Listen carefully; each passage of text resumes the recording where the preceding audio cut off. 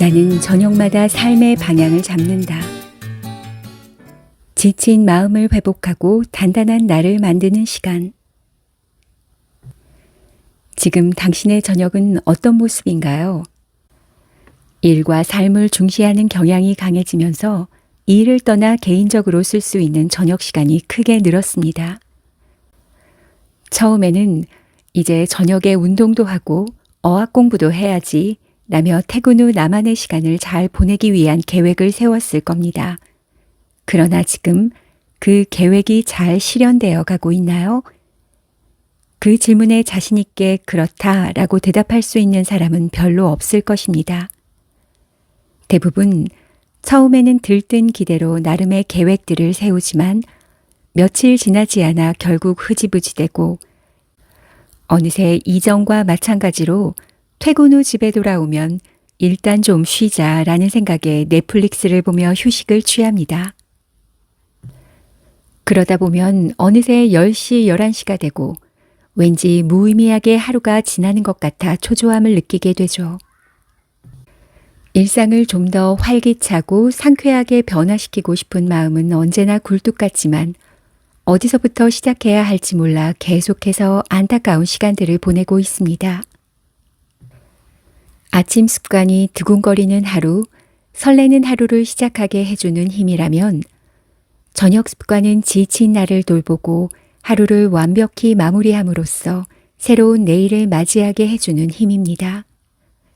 아침 습관을 통해 삶의 변화를 경험하고 아침 습관의 중요성을 많은 이들에게 전하는 중에도 저는 무언가 허전함을 느꼈고 그게 바로 저녁 습관이라는 점을 뒤늦게 깨달았습니다. 모든 일의 시작과 끝이 있어야 완벽한 마무리가 되는 것처럼 우리의 하루도 마찬가지입니다. 그때부터 저는 아침 시간뿐만 아니라 하루를 완벽히 마무리하는 저녁 시간 활용법을 주제로 저만의 구체적인 저녁 습관을 알리기 시작했습니다.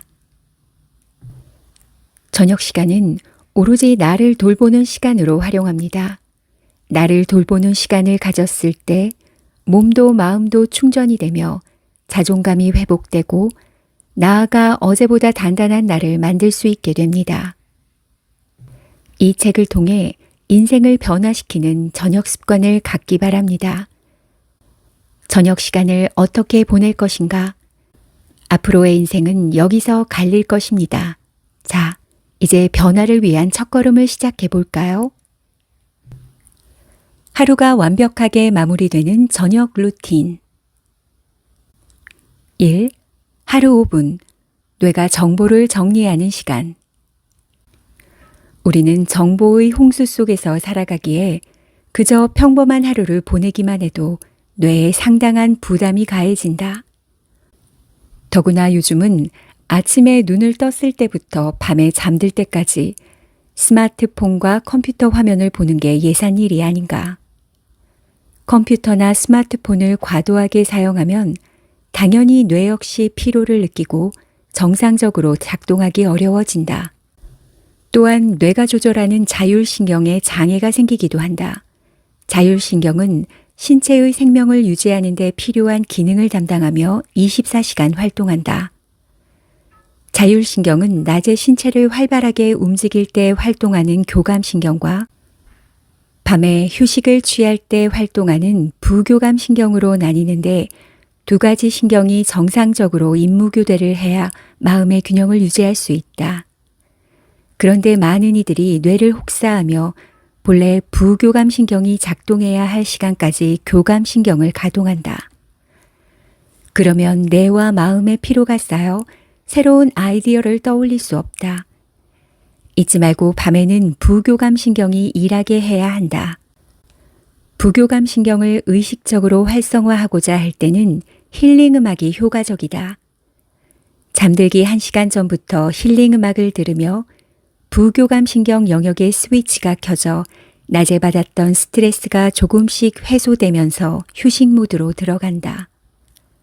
마음과 뇌가 편안해지면서 양질의 수면에 들 수 있다.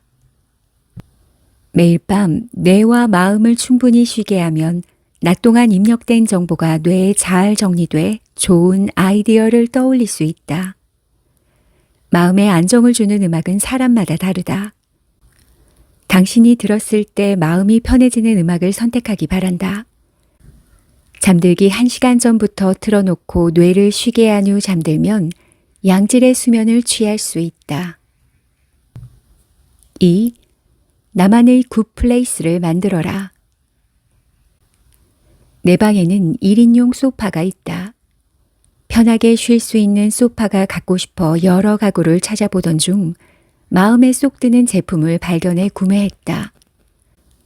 편안한 휴식은 물론 노트북 작업 등 업무와 관련된 일을 할 때 이 소파는 아이디어를 떠오르게 하는 장소이기도 하다. 요즘에도 아이디어가 필요할 때면 관련된 정보를 사전에 머릿속에 넣고 가볍게 와인 한 잔을 들고 소파에 앉아 생각할 시간을 갖는다. 우선은 하루의 피로가 쌓여 있는 만큼 무리하지 않고 편안해지기를 기다린다. 그리고 머릿속에 넣은 정보의 파편이 두둥실 떠올라 이리저리 서로 연결되게 한다. 그 중에서 쓸만한 아이디어를 잡아낸다. 한 뇌과학자는 뇌를 활성화시키는 데 좋은 음식과 음료, 장소 등에 대한 질문을 받았을 때 특별히 어떤 것이라고 정해져 있진 않지만 자신이 좋아하는 음식, 좋아하는 장소가 좋습니다 라고 대답했다. 자신이 편안함을 느끼는 환경에서 좋아하는 음식을 먹으면 뇌의 기분이 좋아져 아이디어가 떠오른다.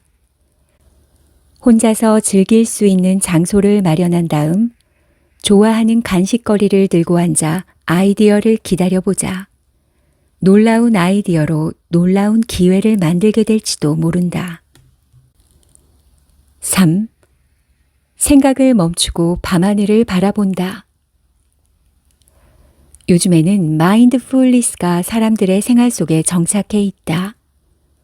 마인드풀리스란 지금 여기를 소중히 여기는 삶의 방식을 말한다. 마인드풀리스는 인간을 우주의 일부로 생각한다. 넓은 세계, 오랜 역사 속에서 지금 여기에 자신이 있다는 것을 인식하는 시간을 가져보자. 잠시 잠깐 갖는 이 시간으로 눈앞의 작은 일에 흔들리지 않고 자신의 본래 모습으로 되돌아갈 수 있다.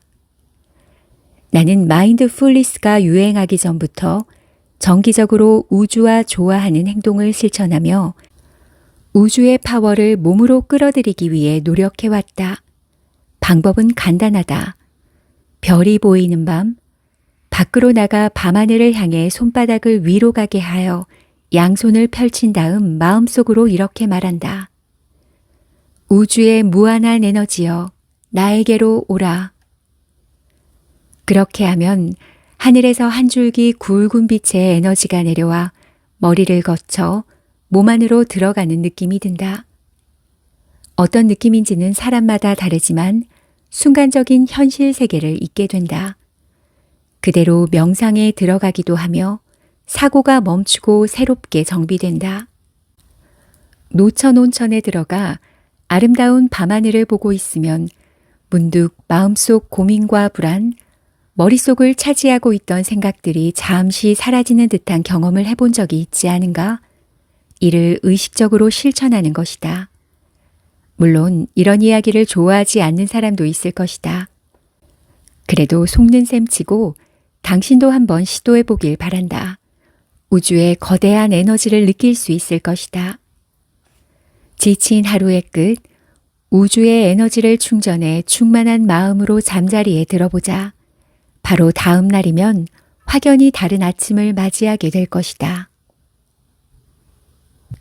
4. 평정심을 찾게 해줄 나만의 좌우명. 당신은 좋아하는 사자성어가 있는가? 긴 인생을 살아가면서 벽에 부딪히거나 길을 잃었을 때의 마음가짐, 마음의 지침이 되는 말들이 많다.